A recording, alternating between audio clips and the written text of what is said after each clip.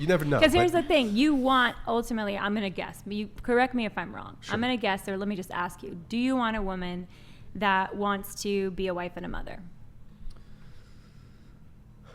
That's a high priority. I thought this was going to be an easy yes. Yeah. Well, he doesn't want to get married. That's the thing. Then I guess it makes I'm sense. not that dating podcast. Wow. Then the whole you pay for the coffee I makes could more have sense. I could have like a long-term partner, but I'm not in. I don't want to get married just You want because kids? I'm strongly leaning towards yes, but I have to of course find the right person to have kids with. So. But you don't want to marry their mother. What's that? You don't want to marry the mother of your children. No, because of the state of the marriage laws and divorce laws in this country. It's I don't think it's a good move financially for a man. Prenuptial agreement. Yeah, what if you had a prenup? Well, I think looking at Kevin Costner, he had a prenuptial agreement with his wife. I don't know the full details of it, but a lot of men, my understanding is prenups are not bulletproof. True. Conceivably, the woman could say, let's say you were having a contentious divorce, the woman could easily say that she agreed to the prenup under duress, and therefore it's invalid. Why would you trust someone enough to be the mother of your children, but you wouldn't trust them enough to marry them? Yeah, but how many people get married and have kids with people only for it to not work out? But do you think that was wise? For them, well, They just weren't a great judge of character, it turns out. Yeah, but or it could be the case that maybe people change. Mm-hmm. Can I propose something?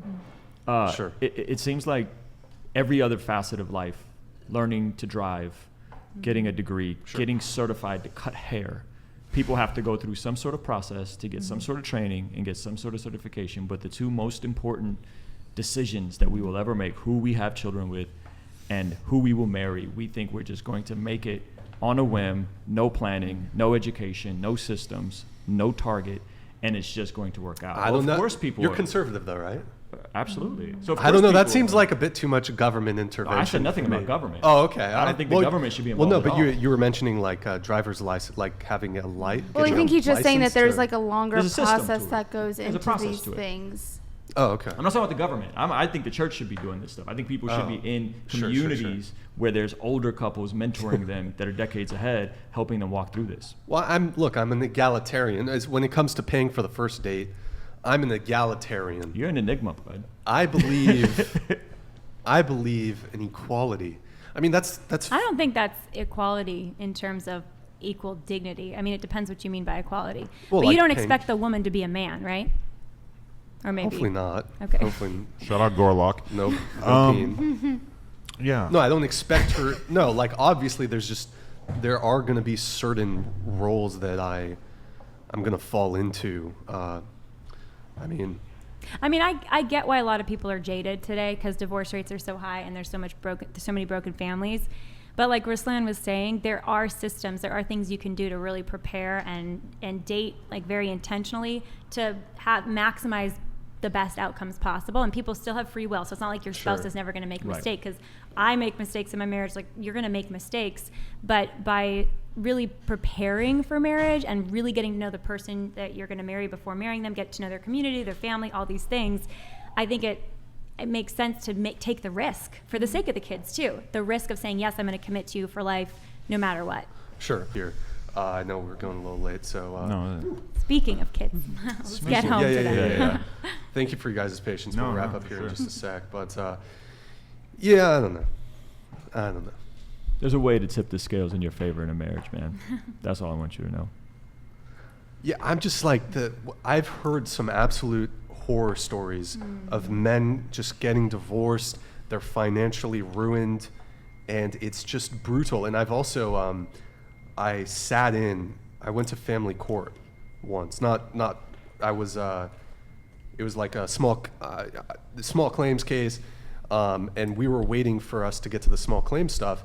And prior to that, there was a family court proceeding, and it was a divorce proceeding with involving custody of children. And it was the most depressing thing I ever saw. These two people who I suppose previously loved each other to be so cold towards each other and fighting over the kids and and just the financial component. Yeah, I hear you. I don't see what what can I get from marriage that I can't get from a long-term girlfriend? But I think that just like who you choose is so important. Like my mom works for a law office that deals with like a lot of divorces, and the stories that she comes home with sometimes are so like disheartening. And so, yeah, sometimes it makes me like a little nervous to get married because it's like, is this what it's like?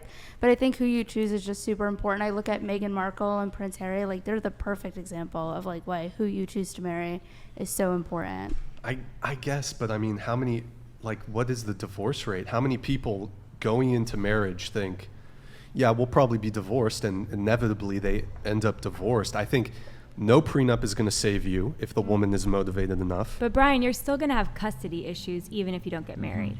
So like you're not going to escape those the brokenness.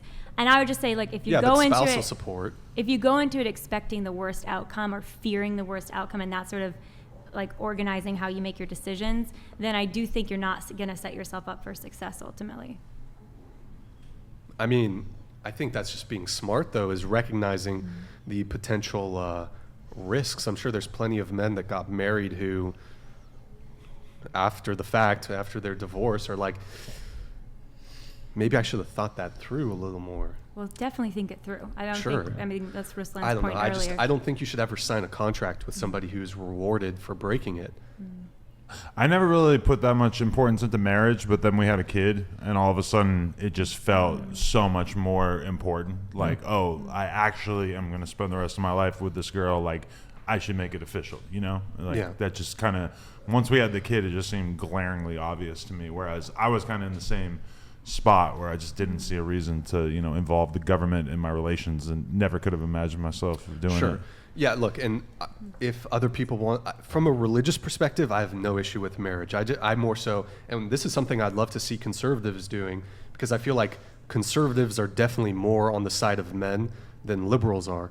But I do think there ought to be a look at the marriage laws and the divorce laws to perhaps better protect men, you know, when it comes to, you know, there's alimony, community property, just there's a lot of potential negatives when it comes to marriage. I'll just say this last thing on marriage, and then if anyone has a final thought, I'll give it to you, and then we'll wrap up.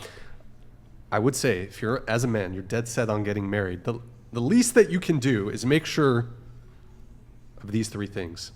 She does not have a child from another man. She does not have any cluster B personality disorder or other mental health issues. And she's either a virgin or has a low body count. I think those are probably the best circumstances for marriage. I'd agree. Well, I would just caution, if you're going into it without striving for goodness and health yourself, it'll still be a train. It can still be a train wreck, even if she's all those things. So it always takes two to tango in a marriage. Like, you have to both give everything you can to be the best and to be the healthiest.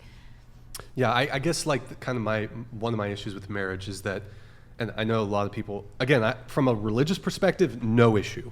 But your religion does not exclusively preside over your marriages. The state presides over your marriages, not biblical values. I mean, they do, but like, ultimately, if a woman is unhappy in a marriage, she goes to the state. She doesn't go to God. So I guess that's my ultimate issue. She probably goes to God first, and then if that doesn't work, then she gets divorced. I think she's praying not to get divorced. Can I ask the girls here, last thing?